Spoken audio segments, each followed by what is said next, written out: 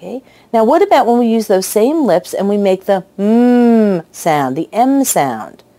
Okay? Notice we're not popping anything. We're not exploding anything. We're holding lips together. We're continuing the sound, and we're making all kinds of adjustments in the back of the throat and the mouth, the palatal areas. We're raising, we're lowering to get air to come through the nose and then not come through the nose, because the sound is resonated in the nose. So articulation is about where we make the sounds, how we make the sounds, which articulators we use, how we put those things together in order to make a sound happen. And we can teach children to articulate. We can analyze which sounds they're making incorrectly. And we usually also want to analyze what the sounds have in common, because we can work much more quickly and effectively that way. If what the sounds have in common is lip closure, if what the sounds have in common is tongue elevation, if what the sounds have in common is palatal elevation, by working on one sound, we should be able to help multiple sounds. And what's our noisy one? G. Yeah! You did that one! Let's try our soft one again. Good job. Let's try it with this. I'm going to hold your tongue down, okay? Let's try it. Ready? Sit up straight. Sit up straight. Try it. Okay, let's try it back again. There you go. Now let's try the noisy one. Remember the noisy one? Go. There you go. Do it all by yourself. Yes! I think that's the first time you've given that to me all by yourself. Well, there are other factors that contribute to understandability. Okay, one is the language message factor.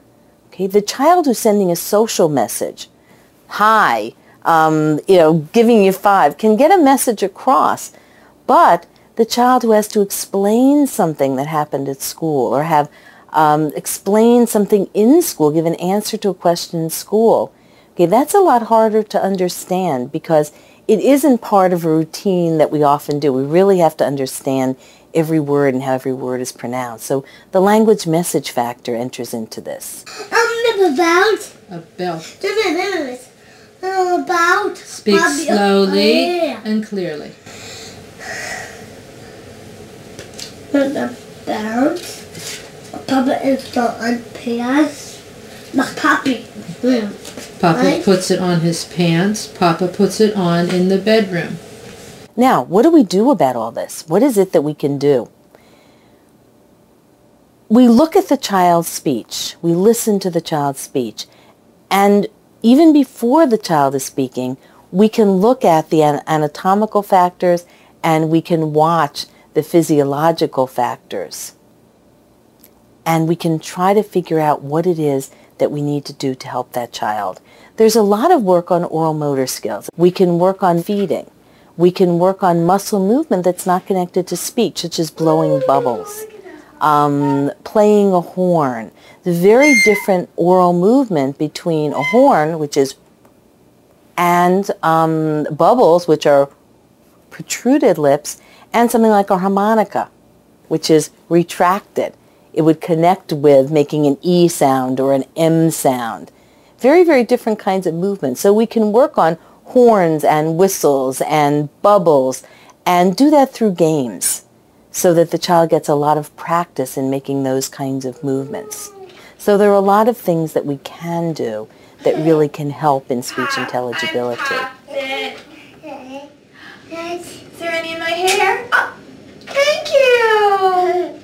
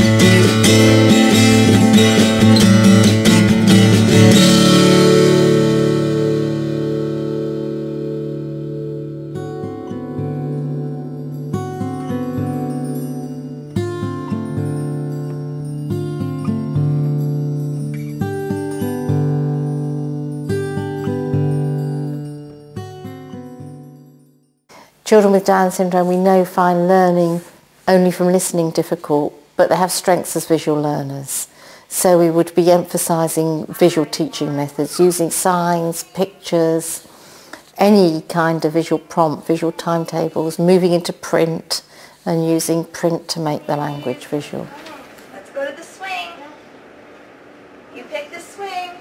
The bird is blue. Where's the blue bird? Can you get it?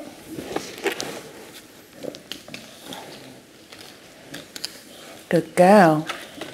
We strongly recommend that people use printed words and then text to support spoken language.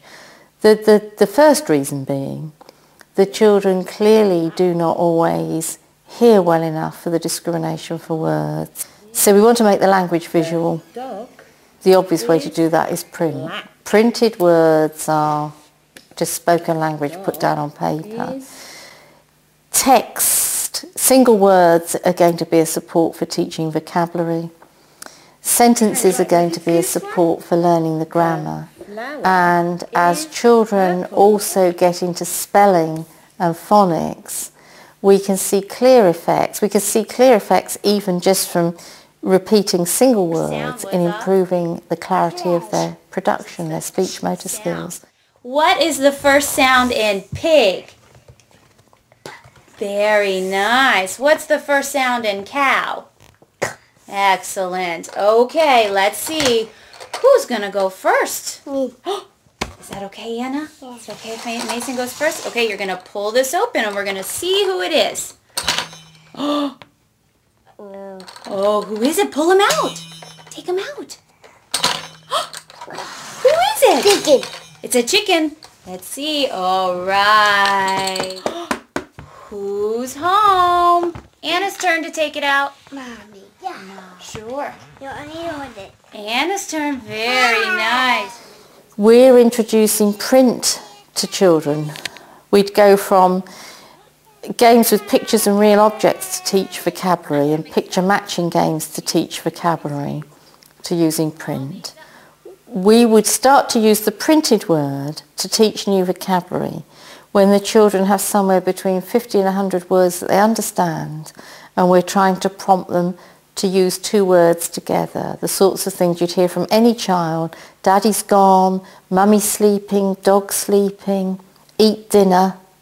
When we reach that point, we would start using printed words and making little picture books that show mummy sleeping, daddy sleeping, Billy sleeping, dog sleeping. Now that could be as early as 2.5.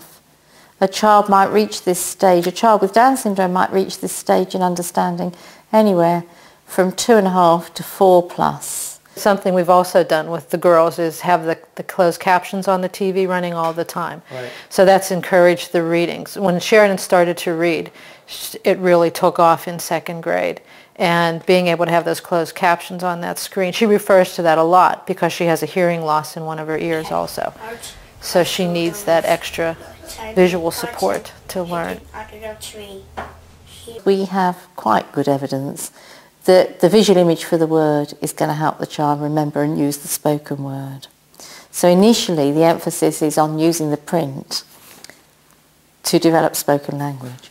Of course we want the children to go on and learn to read and write in the sense we would normally think about reading ability. I like paint on my dip.